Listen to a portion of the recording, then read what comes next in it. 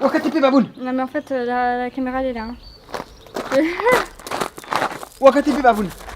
Hey, salut et bienvenue sur le blog Corps et Esprit Martial. Non mais en fait c'est pas... Là t'es sur YouTube en fait. T'es pas à la radio.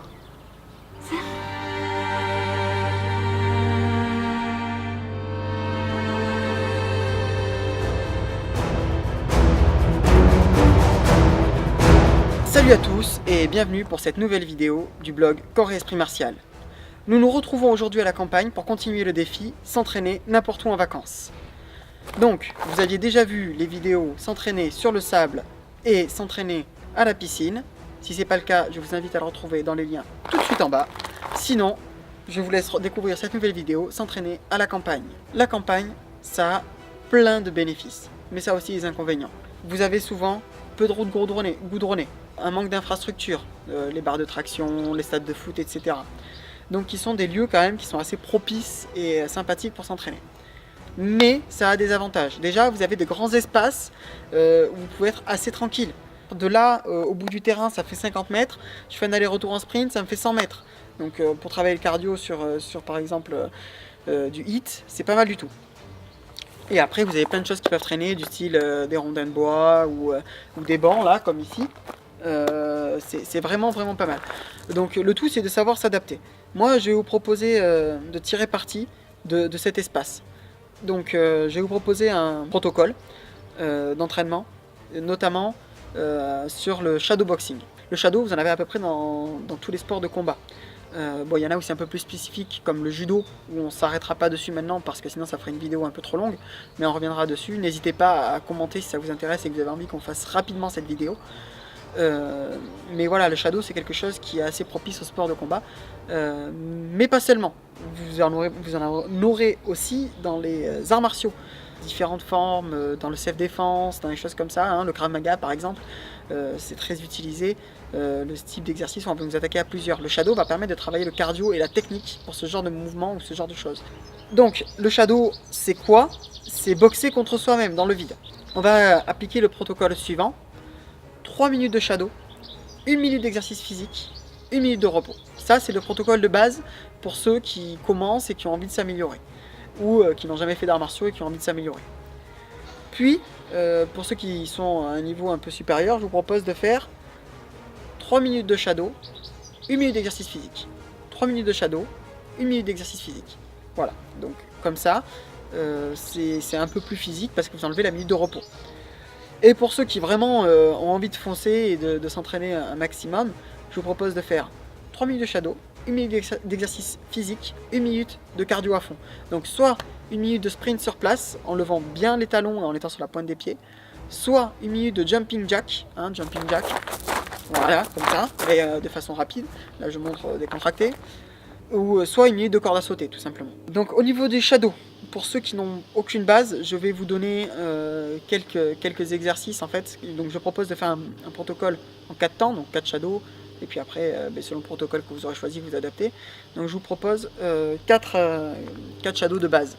Le premier, gauche, droite, et après re-gauche avec le pied. D'accord? Donc vous pouvez le faire en avançant. 1, 2, 3, en reculant. 1, 2, 3, en pivot.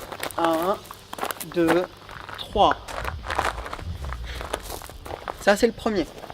Donc, le deuxième, sur la même base, vous pouvez le faire. Donc, c'est gauche, gauche, droite, droite. D'accord? Donc, gauche, gauche, droite, droite. Ça, c'est le deuxième. Pareil, vous pouvez le faire en reculant. Hein. Gauche, gauche, droite, droite. Une fois que vous serez plus habitué, vous pourrez le faire en reculant et en avançant. Gauche, gauche, droite, droite. Voilà, tranquillement. Troisième, vous allez travailler sur du circulaire. Donc ça va faire ici crochet gauche, crochet droit. D'accord? Crochet gauche, crochet droit et pivot uppercut. D'accord? Donc 1, 2, 3. Ok, c'est tout simple. 1, 2, 3. Imaginez quelqu'un qui ouvre, qui vient vous frapper dans la tête, hein, parce que le shadow, il faut vraiment imaginer à chaque fois l'agresseur. Il ouvre là sur le côté, il vient vous frapper indirect. Vous passez dessous, crochet, crochet, hypercute. Le shadow, c'est un bon moment pour travailler vos gardes. Pensez bien à la garde à chaque fois que vous le travaillez. Quatrième shadow, vous bossez l'enchaînement suivant, pardon. Donc, on engage avec un mawashi, enfin un circulaire. Une fois qu'on pose, droite, gauche, d'accord? Donc on va faire un changement de garde. On est garde gauche devant, on arrive ici, garde droite devant, droite, gauche, d'accord? On est là, bam, bam, bam, tout simplement. Ok, ça peut se faire avec de la rotation aussi. Bam, je viens ici, bam, bam. Ok, tranquillement. Le but, là, hein, c'est 4 shadows. C'est vraiment un but d'être, voilà, d'apprendre les bases, d'enchaîner. Mais de toute façon, ce genre de shadow, on peut le faire travailler à des gens qui ont 10 ans d'expérience. Ils bosseront pareil parce que c'est les mouvements de base. Là, vous avez pas mal de mouvements de base. Donc voilà, c'est vraiment quelque chose, il ne faut pas hésiter à le travailler. Faites bien un shadow, une technique. Je vois souvent des gens qui font des shadows qui ressemblent à rien. Parce qu'ils veulent faire du tout et du n'importe quoi. C'est-à-dire qu'ils vont faire, une fois ils vont faire 1, 2, 3, puis après ils vont arriver, ils vont faire 3, 4, 5, puis après là 1. Et en fait, ils n'auront rien travaillé du tout. Ils n'auront rien travaillé du tout parce qu'ils ne sont pas concentrés sur une chose. Vaut mieux se concentrer sur un enchaînement et le répéter, le répéter, le répéter, le répéter. Et ça va être beaucoup plus porteur de faire ça. Au niveau des exercices physiques, je vous propose, donc premier exercice, vous allez faire des jump to box. D'accord? Si vous n'avez pas de box, je t'ai repéré José, hein, tu te calmes. Si vous n'avez pas de box, c'est assez simple. Il vous suffit de faire des flexions-extensions. Ok, ça ne remplace pas la boîte, mais c'est pas mal. Donc quand vous allez faire des jump to box, faites bien attention quand vous descendez à alterner les jambes. Je vais vous montrer. C'est-à-dire que quand on descend tout le temps jambe droite derrière, enfin la première jambe droite en premier, on va avoir beaucoup plus l'habitude de reculer d'une façon. C'est porteur. C'est-à-dire que le mouvement de descente correspond à un mouvement de recul. Donc le fait de travailler des deux côtés vous permet d'apprendre à reculer des deux côtés en même temps. C'est pas par hasard qu'on le pratique pas mal ce mouvement. Ici, flexion, je monte, je descends, jambe droite, jambe gauche. Je viens, je saute et je descends cette fois jambe gauche, jambe droite. Ça, c'est le premier mouvement. Donc après, 1 minute de repos, 3 minutes de shadow et on reprend. Deuxième exercice. Exercice simple, des pompes simples ou claquées si vous êtes plus dynamique. Mais vraiment, le but de ces exercices physiques, c'est de vous épuiser, de travailler votre mental. Donc ne vous arrêtez pas, même si vous n'en pouvez plus, vous ne lâchez pas la position pompe, quitte à finir en gainage. D'accord? C'est pareil là tout à l'heure sur le jump to box. Si vous ne tenez plus, si vous n'arrivez plus à sauter, vous faites du gainage, mais vous ne vous arrêtez pas. On ne relâche pas la pression pendant un moment d'exercice. C'est hyper important. Les pompes, le plus gros défaut, c'est la position de base. Souvent, on croise des gens qui font des pompes. Alors, soit comme ça c'est très mauvais pour le dos. Soit comme ça c'est pas beaucoup mieux, ça va tirer aussi sur le dos. Des choses un peu comme ça, enfin, voilà, c'est hybride. Donc vraiment, la position, c'est une planche, vous êtes un bout de bois, d'accord? Vous tendez, donc, pied collé, c'est plus dur. Pied écarté, c'est un peu plus simple. Là, et vous tendez bien, et vous gainez votre corps. Vraiment, déjà, vous devez avoir les abdos engagés. Et vous descendez, hop, ici. Alors là, vous allez faire en fonction triceps, d'accord? Hop, ici, en explosif.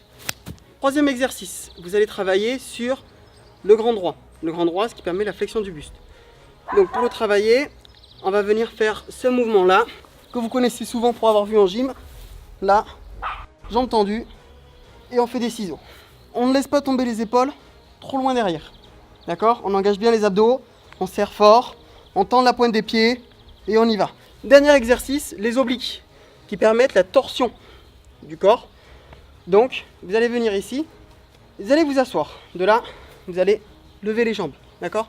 Vous asseyez, hop, on lève, on tend. Ici, on part derrière, et là, on tourne, on pivote. Vous pouvez le faire bras tendus ou bras au corps. Ce qui compte, c'est de bien serrer les abdos et de tourner avec les abdos. Donc, le protocole, c'est shadow, exercice, repos. Première série, ce sont des squat jump. Deuxième, des pompes claquées. Troisième, des ciseaux. Et quatrième, des Russian twist. N'hésitez pas à vous abonner à la chaîne et à nous suivre sur le blog, dont le lien se trouve juste en dessous. Comme ça, vous ne louperez aucun article et aucune vidéo. Vous pouvez aussi nous suivre sur les différents réseaux sociaux comme Facebook, Instagram et Twitter. On se retrouve très vite pour un prochain article ou une prochaine vidéo. D'ici là, entraînez-vous bien. Tchou bye!